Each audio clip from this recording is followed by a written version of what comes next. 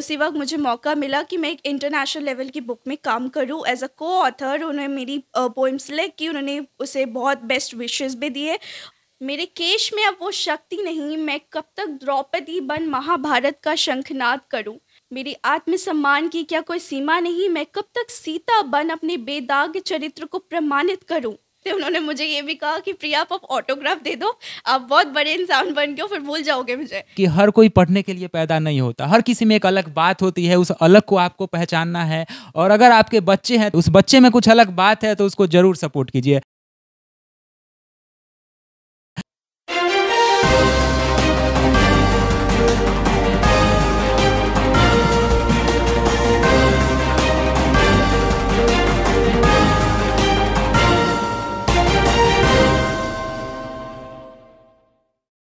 दोस्तों, मुजफ्फरपुर नाव में मैं सुस्मित पांडे आप सभी दर्शकों का स्वागत करता हूं। दोस्तों, मुजफ्फरपुर बिहार में प्रतिभा की कमी नहीं है। एक से एक होनहार बच्चे हैं जो अपनी योग्यता द्वारा मुजफ्फरपुर और बिहार का नाम रोशन कर रहे हैं। और इसी क्रम में आज हमारे साथ मुजफ्फरपुर बिहार की एक होनहार लड़की प्रिया दास जी है, जिन्होंने महज 18 साल की उम्र में अंतर्राष्ट्रीय स्तर की एक पुस्तक के लिए काम किया, उसमें सह लेखिका के तौर पे काम किया और आज तक उसमें काम करने वाली ये सबसे कम उम्र की लड़की है। और उनकी इस उपलब्धि को देखते हुए इंडिया बुक ऑफ रिकॉर्ड ने भी उन्हें सम्मानित किया है। तो ये बहुत ही बड़ी उपलब्धि है इनके लिए भी और मुजफ्फरपुर के सभी लोगों के लिए भी। मुजफ्फरपुर के सभी लोगों को सोचना चाहिए कि मुजफ्फरपुर की एक लड़की है जो अंतर्राष्ट्रीय स्तर पे कुछ कर रही है। हम सभी को इस पे गर्व महसूस करना चाहिए। तो आइए इनसे बात करते हैं, इनके अनुभवों को जानते हैं और आज के सभी युवाओं लोगों को इनको सुनना चाहिए। और आपके भी बच्चे हैं तो उनको जरूर ये वीडियो दिखाइए। तो प्रिया जी, सबसे पहले मुजफ्फरपुर नाव में आपका स्वागत है। जिस उम्र में बच्चे खेलते हैं, कूदते हैं और मौज मस्ती में लगे रहते हैं, उस उम्र में आप एक अंतर्राष्ट्रीय स्तर पर सहलेखिका के तौर पर एक पुस्तक में काम कर रही है। कैसा अनुभव हुआ आपको और कैसे आपकी रुचि इसमें हुई? Thank you Sushmit ji. Actually इसमें एक वर्ड छुपा है, रुचि, और उसी को रिलेट करते हुए मैं बताती हूँ। इसमें एक सब रुचि है। उसका मतलब ये है कि इंग्लिश और लिटरेचर में मेरा बचपन से बहुत ही ज़्यादा एक इंटरेस्ट रहा है और like I have a very strong liking for English and literature. और मुझे मन था कि मैं उसके बारे में सब कुछ जानूँ, like from basic grammar to accent सब कुछ जानूँ। तो उससे उसको ही रिलेट करते हुए मैंने इसमें कदम रखा और शुरू से स्टार्ट करती हूँ। बचपन में I was a very bright student, academics मेरा बहुत अच्छा था, बट मेरी माँ चाहती थी कि मैं बस एकेडमिक्स में ही रहूं और इसके अलावा पेंटिंग्स और सिंगिंग में भी मेरा बहुत शौक था। यहाँ पे आप पेंटिंग्स देख सकते हैं, घर पे मैंने बना रखी है, उस साइड वगैरह भी है। तो उसके लिए मुझे ज़्यादा टाइम नहीं मिलता था क्योंकि मम्मी चाहती थी बस पढ़ाई में ही रहूँ और इसीलिए उसी पे ज़्यादा फोकस रहा, बाकी चीज़ों पे नहीं रहा। इतना तक पता था कि ये सारी चीज़ें कर सकती हूँ।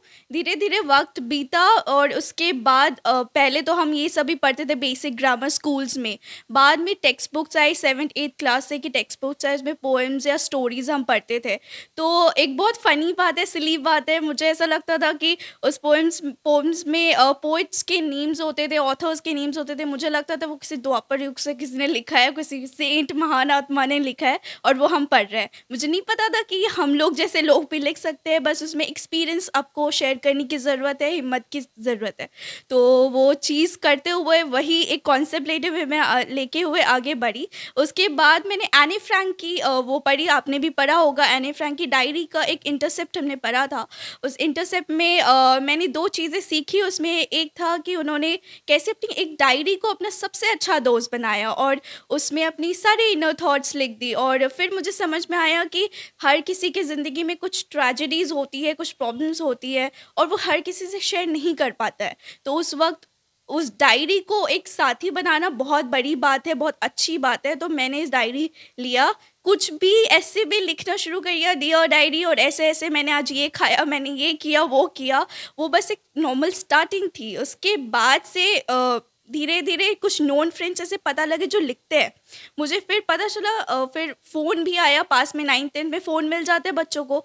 फ़ोन आया मेरे पास और फिर फ़ोन से गूगल का पता चला। फिर मुझे एक्चुअल में लगा कि नहीं, ये द्वापर युग का कुछ ऐसा कुछ नहीं है, ये आप नॉर्मल लोग भी लिख सकते हैं जो एक्सपीरियंस को शेयर। ये कहना चाहते हैं कि इसकी जो शुरुआत थी एक डायरी से हुई डायरी से हुई और उसके बाद आप जो है सो लिखना स्टार्ट कर। हाँ, वो लिखना वहाँ से स्टार्ट हुआ और नोन फ्रेंड्स के ज़रिए ही 12th का फेज़ आया। उसके बाद पता चला कि ऐसे कुछ पोइट्री वॉल ऑर्गेनाइजेशन का कुछ है।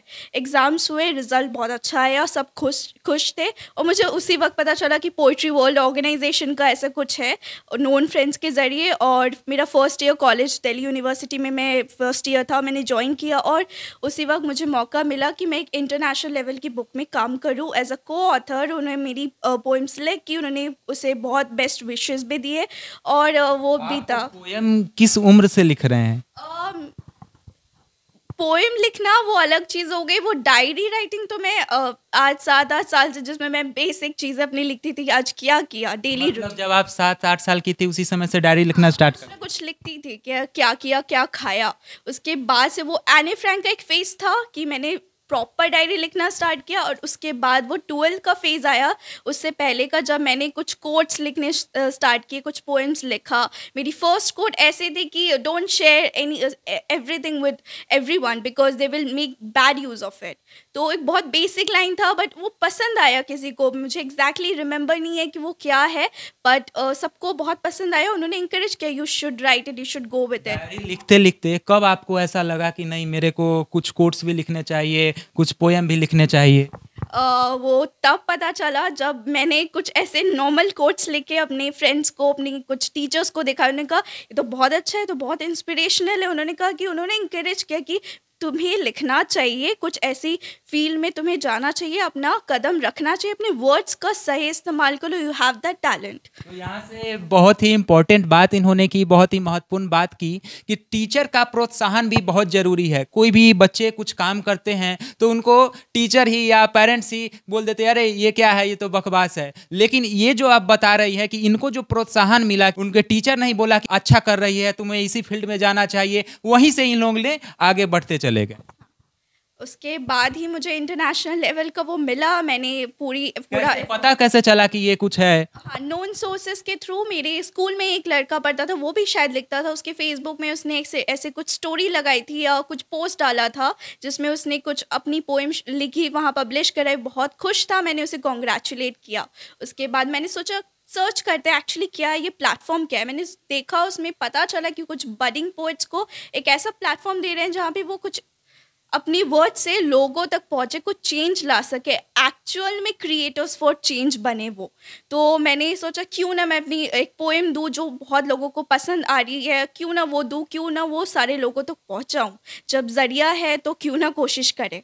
तो आपने अप्लाई किया, उसके कितने दिन बाद वो मैसेज आया कि वो आप सिलेक्ट हो गई हैं? हाँ, उसके कुछ एक वीक के बाद वो प्रोसेसिंग करते हुए, सबका प्रोसेस लेते हुए एप्लीकेशंस का करते हुए 1 वीक लगा। और उसके बाद अचानक से मुझे मेल आया कि आपका सिलेक्ट हो गया है, बहुत अच्छा है, हम आपको फेलिसिटेट करना चाहते हैं, पब्लिश भी करेंगे और इंटरनेशनल लेवल की है तो आपको और खुश होना चाहिए वगैरह जो भी था। फिर फेसबुक व्हाट्सएप में भी उन्होंने कॉन्टैक्ट किया।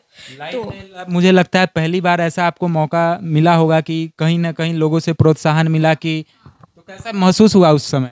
बहुत ही अच्छा महसूस हुआ बिकॉज़ मैं अभी तक बस एज अ हॉबी लिखती थी कि हाँ कुछ अच्छा लग रहा है, मुझे लिख के बहुत सुकून मिल रहा है, बहुत सेटिस्फैक्शन मिल रहा है। लेकिन वही अचानक से इतनी बड़ी चीज़ हो जाना शॉकिंग भी था और एट द सेम टाइम बहुत हैप्पीनेस भी था।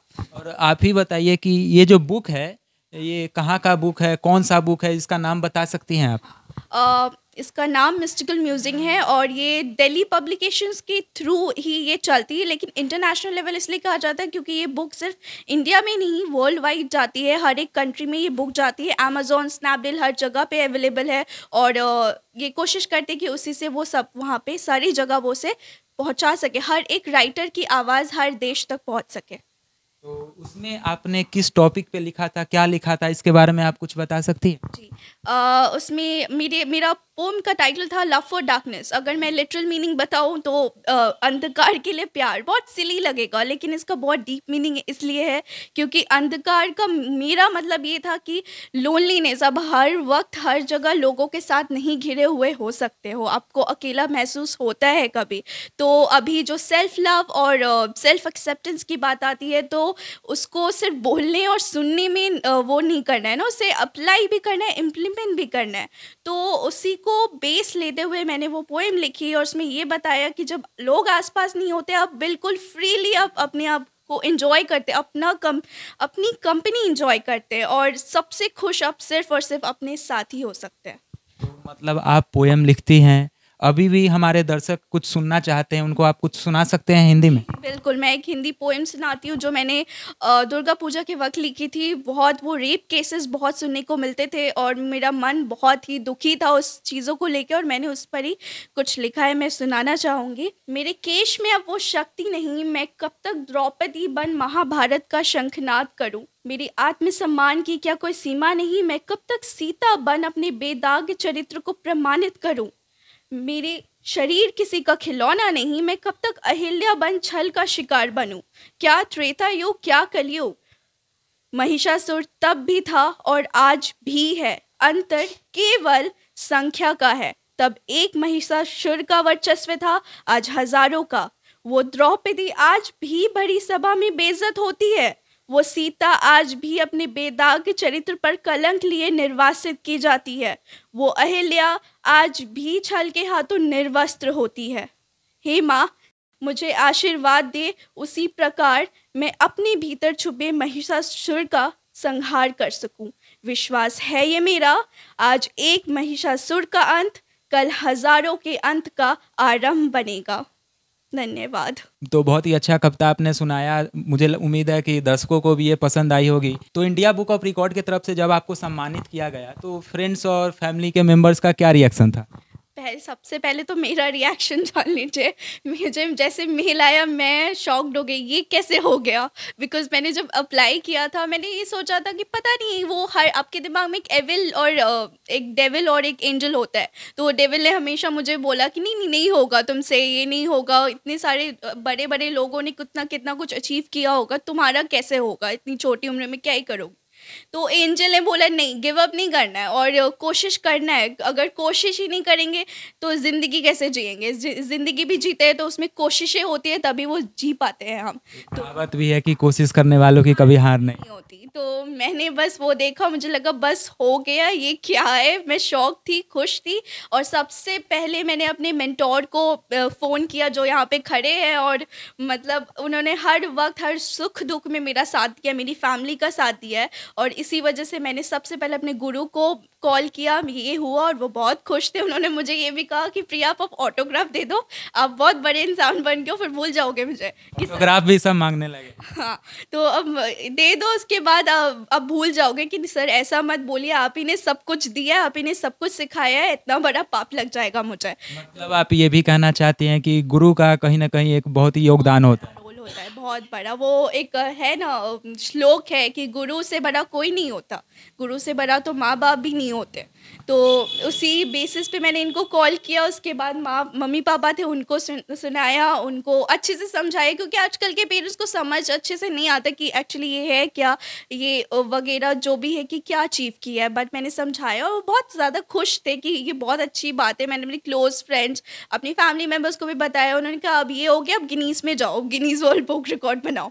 तो बहुत खुश थे सब। बताइए आज का समाज जो है इन सब चीज़ों के लिए कहीं ना कहीं क्या कम प्रोत्साहित करता है, आपका इस पर क्या राय है?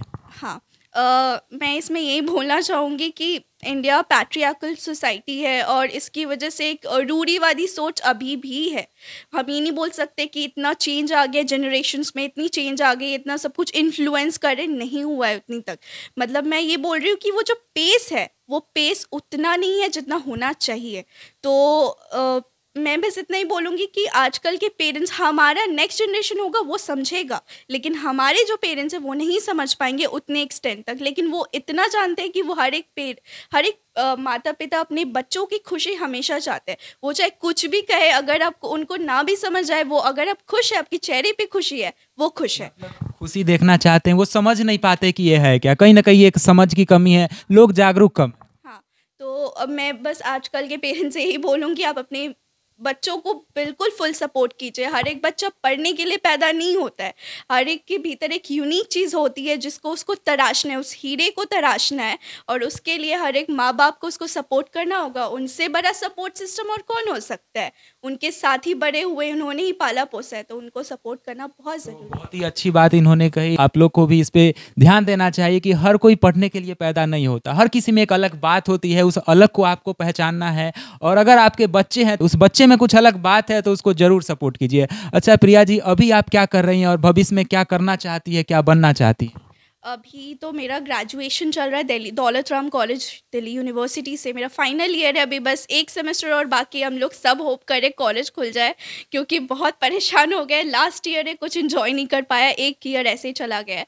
तो अभी ग्रेजुएशन है, अभी ये कंप्लीट करूँगी। उसके बाद मैं अभी कुछ कॉम्पिटिटिव एग्ज़ाम्स की तैयारी कर रही हूँ, क्योंकि मैं पहले ये राइटिंग तो है, उसको मैं छोड़ नहीं सकती। वो मेरा ऑर्गन बन चुका है अब, कि उसे मैं अपने आप से अलग नहीं कर सकती। तो इसको मैं कायम रखूँगी, लेकिन उससे पहले मैं फाइनेंशियली इंडिपेंडेंट होना चाहती हूँ, क्योंकि कुछ फैमिली मेम्बर्स या आसपास लोग आपको हर चीज़ पे वो बोलेंगे, और ख़ासकर एक लड़की को तो बहुत सुनाया जाता है।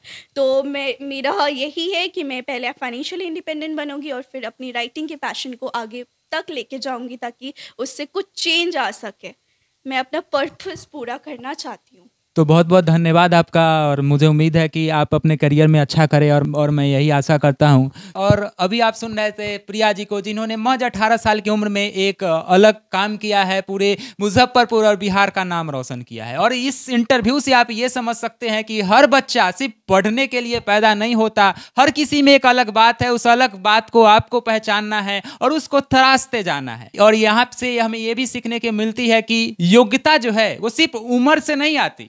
आपका जो टैलेंट है, आपकी जो समझ है, वो उम्र से नहीं आती। एक छोटी सी उम्र में भी आप में योग्यता आ सकती है। बस आपको पहचान लेना है कि आपके अंदर वो क्या अलग बात है जो दूसरों से अलग आपको बनाती है, और उस काम को अच्छे से करते जाना है। उस काम में पूरे लगन से आपको मेहनत करनी है। तो मुझे उम्मीद है कि आपको ये इंटरव्यू अच्छा लगा होगा, और मुझे ये भी उम्मीद है कि आप लोग को जरूर इससे प्रोत्साहन मिली होगी। अगर ये वीडियो अच्छा लगा, वीडियो को लाइक जरूर कीजिए, शेयर कीजिए अपने दोस्तों के साथ, और कमेंट करके जरूर बताइए कि कैसा लगा। अगर आप में भी कुछ अलग बात है, अगर आपने भी कुछ अलग किया है, तो मुजफ्फरपुर नाउ को जरूर मैसेज करें। मुजफ्फरपुर नाउ की टीम जरूर आप तक पहुंचेगी। नमस्कार।